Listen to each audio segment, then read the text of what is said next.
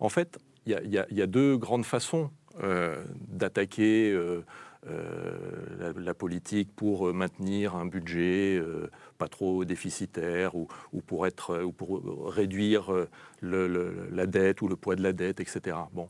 Le programme là, tel qu'il est fait, ce n'est pas un programme qui est fait pour dépenser sans compter.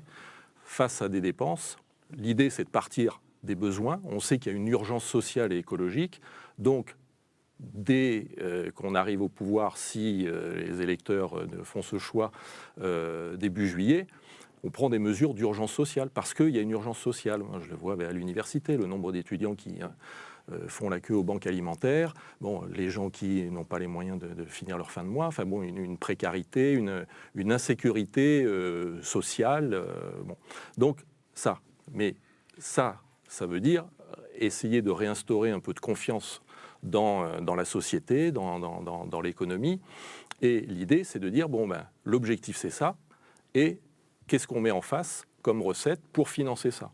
Et donc, c'est cette logique-là qui fait peur à la presse dominante, à tous les partis, aux macronistes, à tous les partis de droite, voire même à l'extrême droite. Hein.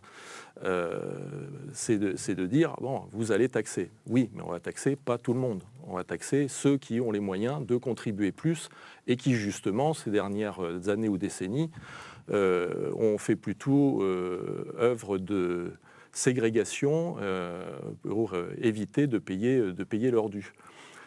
Ce que proposent les macronistes, enfin ce qu'ont fait les macronistes, ce qu'ils proposent encore, c'est toujours la même chose. C'est de réduire les recettes de l'État et donc, comme ça creuse les déficits, dire ben, on est obligé de taper dans les dépenses.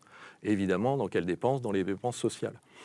Et ça, c'est la logique intrinsèque au néolibéralisme, parce que ça veut dire si on baisse les recettes et on baisse les dépenses, on réduit la taille du budget de l'État, donc on réduit la capacité d'avoir une action collective en faveur des services publics, etc. Et ça, c'est leur logique, parce que leur logique, c'est tout marchandiser.